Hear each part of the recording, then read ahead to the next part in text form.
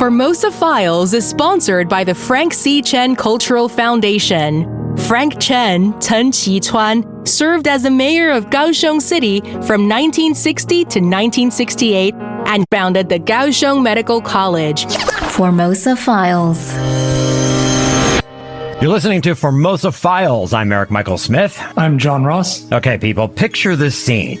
You're on the southwest coast of Taiwan, near modern-day Tainan. It's the morning of April 30th, 1661, right, John? 1661. Mm-hmm. Looking westward out towards the sea, from the haze of fog, materializes what can only be described as an armada. Hundreds of Chinese war junks and transport ships carrying about 25,000 men. Taiwan is about to be invaded. This massive invasion force is led by郑Gong, and we know him in the West better as Koxinga. He was the leader of a large maritime network of trade centered in Fujian, but more importantly, he was a diehard Ming loyalist looking for a refuge to resist or even overthrow the Qing dynasty. Yeah, imagine that sight. You're looking out, a forest of sails and masts and banners. Terrifying. And one of the biggest turning points in the history of Taiwan. So the date, April 30th, was it specifically significant to Koxinga? Yes, it was significant. He's waiting for a high tide. He wants an especially high tide to get his ships through a shallow and narrow gap.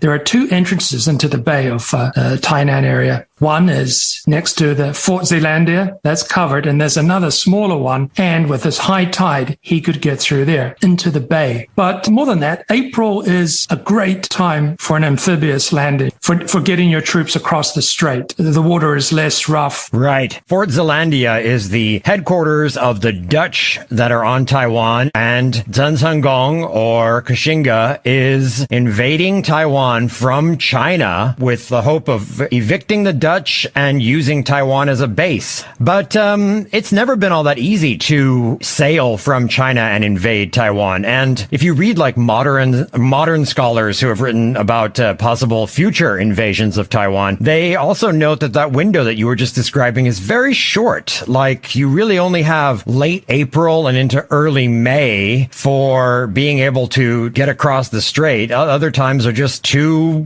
rough. Yes, that's right. And there's another reason why Koxinga chose late April. He was waiting for the turn of the monsoons. There's a very important wind shift in this part of the world. Okay. So we're talking about that northeast monsoon from October to March. And that for people who live in Taipei, they probably know those months as among the most miserable out of the year. Think of winter, the wind from the north, summer, wind from the south. Now, Koxinga is not thinking about how rough the waters are. He's thinking about Fort Zeelandia cannot send a ship south for help because the ship will be going against the wind. Right. So, and the only way to call for help is to send a ship. You can't make a phone call. Yeah, the VOC, the Dutch East India Company's headquarters is down in Java in modern-day Indonesia, due south. He seems to have been quite a clever commander. Going back to that landing, we've got all these ships that suddenly appear out of nowhere. So the Dutch were taken by surprise?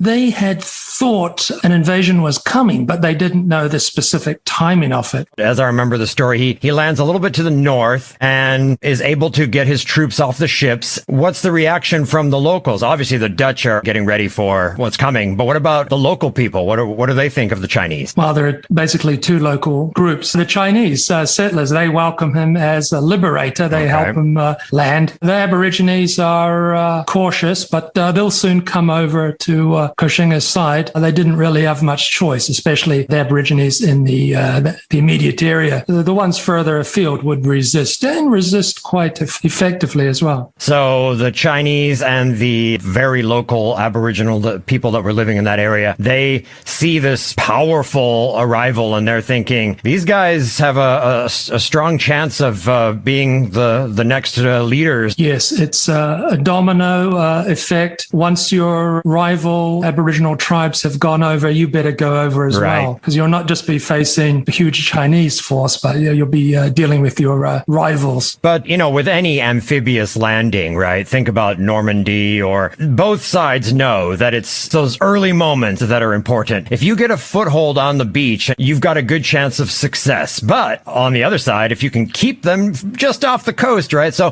what did the Dutch do to prevent them from landing? Well, it was a bit too late. It was so quick, but they did send a force right away to try and displace them from an island just north of Fort Zeelandia. They put 240 men on this island, and they attacked an advance party of Koxinga's men, about 4,000, I think. Wait. 240 European Dutch people against 4,000 Chinese troops? Yeah, and the Dutch were really arrogant going into it. They said they'll run at the smell of gunpowder. Right, yeah. They were thinking of fighting peasants. Right, so significantly underestimating the army that was coming at them. Yes, incredible discipline too. So the Dutch fire their muskets, men drop, but the formation doesn't bend, doesn't run. They dispatch arrows. The sky turns dark with arrows. They say the Dutch run. They're in full panic. Half of them are killed. Only half make it back to I'm Fort surprised Zeelandia. it was only half. I think it's probably fair to say that one of the reasons they were so arrogant or underestimating was because just like 9-10 years earlier, they had a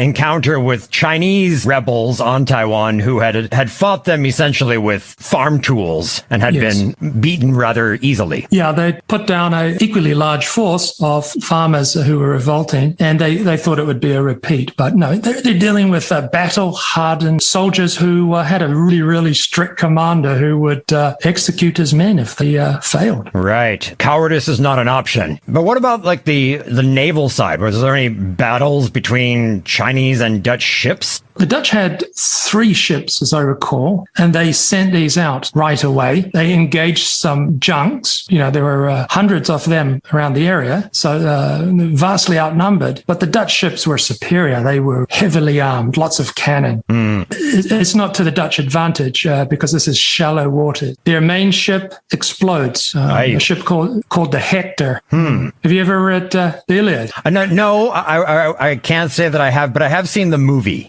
Seen the movie, okay. The movie Hector, Troy with Brad Pitt, yeah. Hector is not a good name for a siege, is it? No, he is killed by Achilles quite mercilessly in the story. Yeah. Okay, so this Hector, the ship, explodes, not by anything the Chinese did, but the cannon on the ship set off the gunpowder stored on the ship. Massive explosion, 1 survivor. The other 2 ships leave. They go for deeper waters. The 2 captains disagree about what to do next. One favored staying in the area. He could alert any possible Dutch ships going through the strait. Another captain of a smaller ship called the Maria, he was determined to try to alert Batavia, but he's going to have to take a new route because of the winds. So the Maria, we'll talk about the Maria later, but the captain of that one, the ship called the Maria, he decides the smart thing to do would be to go and get reinforcements because they are vastly outnumbered. Okay, so the forces of Koxinga have landed. They're securing the area, and they first lay siege to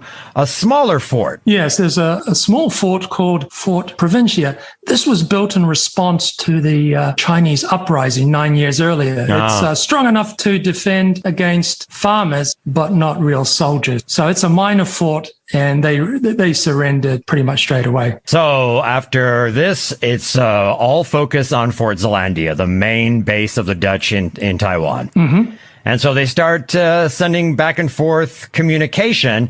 And an interesting part of this story is they capture a Dutch priest. I can't pronounce his name clearly. Antonius Hambroek, perhaps. Hambroek, yeah. And he becomes like the go-between between Koxinga and the people over on Fort Zeelandia. So Koxinga tells this Dutch priest that he needs to go over to Fort Zeelandia and convince them to surrender immediately. And if he comes back with any other answer, he's going to be executed. Yes, Koxinga has already had a few letters going back and forth. He's getting frustrated. It seems obvious that the Dutch should surrender with his generous terms. They can take all their goods, their cash, and leave. The situation's hopeless. So Koxinga feels frustrated. That's why he sends is this Reverend Hambrook. But instead of telling them to surrender, he basically says, "Go with God, my compatriots, and we will fight to the death." He does the opposite of what he's been told to do. A brave man, yeah. I mean, he could have stayed at Fort Zeelandia to save himself, but... So he goes back over to Koxinga and says, "No, we're not surrendering. And in fact, I didn't say what you said." And Koxinga makes good on his pledge, and this brave individual is executed. Yes, the sad part, well, on top of his death, is that his teenage daughter became Koxinga's concubine. That was one of the consequences of war back then. Yes. So Koxinga is outraged. He launches a bombardment of Fort Zeelandia. And now it's his turn to fail, to be overconfident. The Dutch make short work of the cannons. They're not placed that well. And returning fire from Fort Zeelandia kills a lot of his men, takes out a lot of cannon. Fort Zeelandia was a beautiful design, as European forts were at that time. They had mini forts that protrude from the fort itself. And they enable you to have tremendous covering fire and to concentrate from various angles on a point. Devastating if you're not familiar with. And yeah, Europeans have been playing with cannons longer than the Chinese. Europe had been in a state of war for a long time, and they'd had a lot of practice. The Chinese cannons were actually quite good, but the Dutch fortifications were better, and also their use of cannons. So Koxinga, after this little bit of getting blasted by the Dutch, he does what any sensible commander would do: settle down, surround, wait them out. Yes, that's especially important for him because he's desperately short of food. There's not much food to be had in the area. He didn't bring any over. It's not harvest season. And even when the harvest is ready, there won't be enough. Oh, that's interesting. You would have thought that the invaders would have access to the whole island so they could find food somewhere. But he's actually concerned that he'll have trouble feeding his army. Yeah, I mean, think of the numbers he brought over. On that first day, there were 25,000 men, but there were also more that came. So, you're looking at well over 30,000 people in an area. You've just doubled the region's population. A couple days and there's nothing left. It has all been devoured. But of course, the situation is even more dire inside the fort where nothing can come in or out. Well, yes, they do have supplies though. They've been stocking up. Yes. Smart move. Okay, so this is progressing over about a month. They're sitting there trying to see when or if the Dutch will see the writing on the wall and surrender. But maybe we should go ahead and rewind just a little bit and briefly explain why Koxinga is even coming to Taiwan. What's the impetus for him showing up in the first place? Well, if we go all the way back, it's quite convenient. The year 1624, that's the year the Dutch settled in what is today Tainan. Right. And it's also the year Koxinga was born. Born in Japan, in the trading port city of Nagasaki, to a Japanese mother and to a Chinese pirate warlord. Now, he grew up during a time of turmoil when the Ming dynasty was failing, soon to be taken over by the Qing dynasty. And unlike his father, who went over to the Qing, decided to fight. So he's been fighting the Qing as they advance south through China. And the important thing to remember about the Qing is that they are not Han Chinese. They're Manchus. They're from the northeast part of China. And they are foreigners. And they require you to do things like shave your forehead and grow that pigtail or queue. So Koxinga, according to reports, was of rather unusual intelligence and energy. And he became a commander at the age of just 22. Very impressive. And where does he get this westernized name of Koxinga from? So his Chinese name is Zhen Tiangong. Right. His family name is Zhen. He was, because of his loyalty, given the family name of the Ming dynasty, Zhu. But this was too sacred to be spoken aloud. So he was called Koxinga. It means Lord of the Imperial Surname. Koxinga is a westernized form of Koxinga. So you mentioned earlier that his father went over to the Qing and surrendered. Yes, so some of the forces are going over. Some of the forces remain under the son's, Koxinga's command. So he fights on with great success, actually. So he's fighting his own father. His father was kept out of action, sort of under house arrest. But yeah, he's on different sides from his father.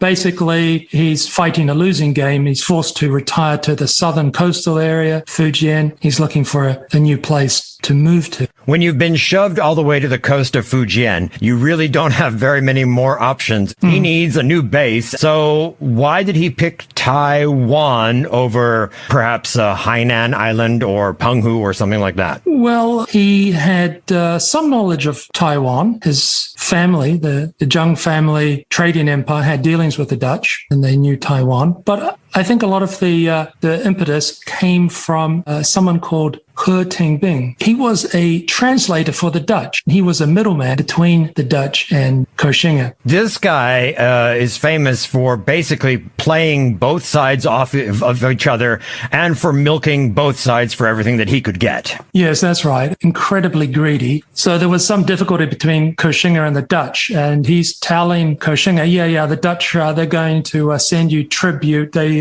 recognize your sovereignty over the area. And then heading back to the Dutch and saying, oh yeah, I've smoothed everything over. Trade's going to go back to normal. But I guess the most important part of this story is that He Tingbing was the person who encouraged Koxinga to take Taiwan, to pick Taiwan as the new base, telling Koxinga that Taiwan was a great fertile land, it's poorly defended, it'll be a cakewalk, just sail your ships over there. Koxinga's commanders were against the idea. It's a malarial wilderness, too wild, can't support a large army. And then also you have to think about their mission was to come back and liberate China, right? So it's a bit of a ways back and forth between those two. Not perhaps the location that most military commanders would pick for coming back. Yes, it would psychologically represent a surrender, a failure. They'd be leaving China to go overseas. Right. But Koxinga's made up his mind. So the Dutch, they must have been able to get some intelligence, either through spies or somehow from the other side. So they must have gotten a sort of heads up that there was an invasion coming. They thought an invasion was coming, and they prepared for it. Actually, if Koxinga had come a year earlier, they might have been better prepared. So who was in charge of the Dutch presence at the time? A Swedish man called Frederick Coyet. He'd become governor of Taiwan in 1656. Coyet. Did he take the threat seriously? You said they were preparing, but what did they actually do to prepare? If you recall, Koxinga comes over at 61, right? Right. But in early 1660, there are rumors of an imminent invasion. The Chinese settlers on Taiwan believed it, and they were moving their goods, moving people, moving money back to China. And they got some credible warnings. The Dutch took it seriously, so much so that Coyet and the other leaders, Formosan Council, they started to prepare, strengthen defenses. They dispatched a ship to the VOC headquarters in Batavia asking for help. And the VOC in Batavia, they acted quickly, and they sent a fleet of, I think it was 12 ships under a commander called Jan van der Laan. But he's got ambiguous orders, really. Dual-purpose mission. Protect Taiwan from any possible invasion from Koxinga, and failing that threat, try and take Macau from the Portuguese.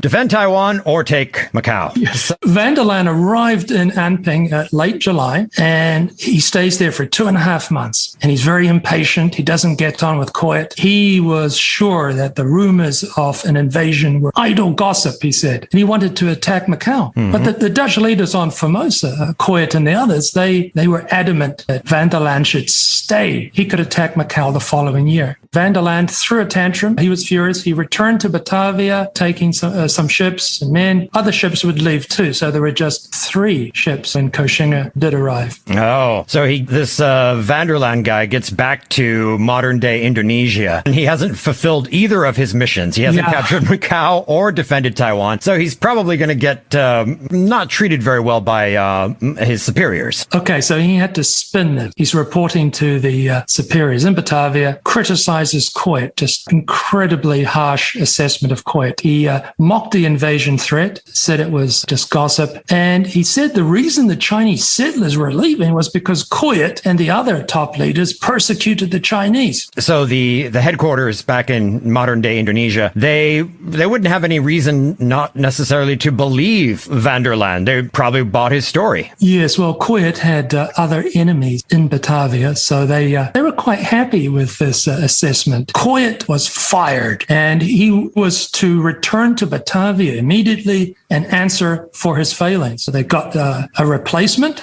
This would-be governor Klenk sailed for Formosa as Koyut's replacement, and he carried papers of dismissal for Koyut and a letter to be given to Koxinga apologizing for Koyut's behavior. So Klenk set sail in late June. This is hilarious. So June 1661, you've got Klenk on a ship sailing towards Taiwan with letters apologizing to Koxinga, firing Koyut, and he has no idea that Koxinga has already been on Taiwan for quite a period of time and that Zealandia is under siege. Yeah, incredible, isn't it? Yeah, so imagine the emotions in Taiwan, Fort Zealandia. They see a ship. Wow. Koyut raises a red flag and fired warning shots to alert the captain it's not safe to come in. But Koyut sends a sampan out to meet the ship, and he's thinking, is this the first of a fleet? I'm saved, yeah, I'm being relieved. No, bad news. They You're haven't fired. heard about Koxinga. And yeah, there's a letter of dismissal, which it was really hyperbolic. Here's a line from it. You are weak-hearted and lacking in the spirit of bravery that should distinguish one occupying your position. And, there's a lot of this.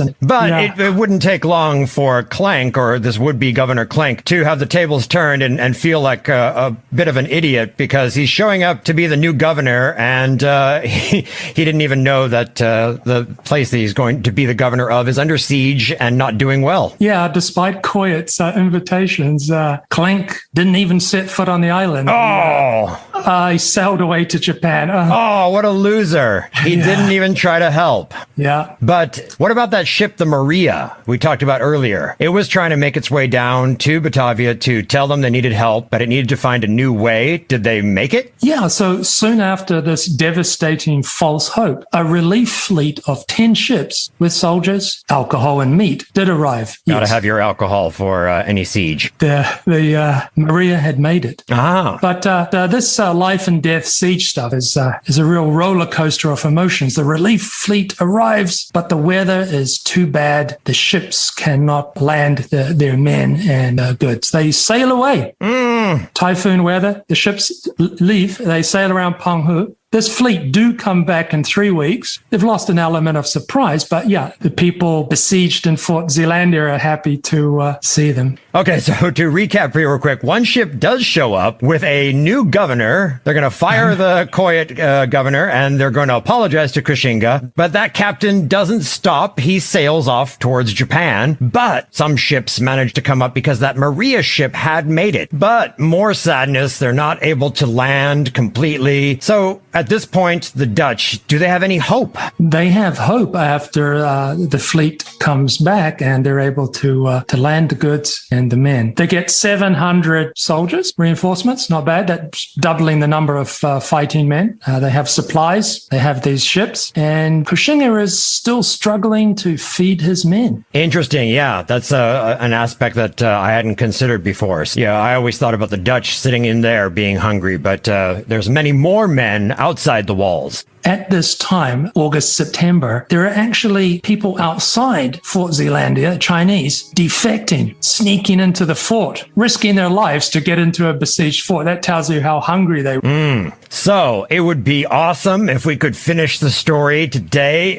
in this episode, but we can't. We can't go any longer, so we're going to have to tell you how it all ended next time around. We're going to have a defector, traitor, if you like, and we will find out what happens to all of these people, Koyut, Koxinga, Zealandia, and Taiwan. Yes.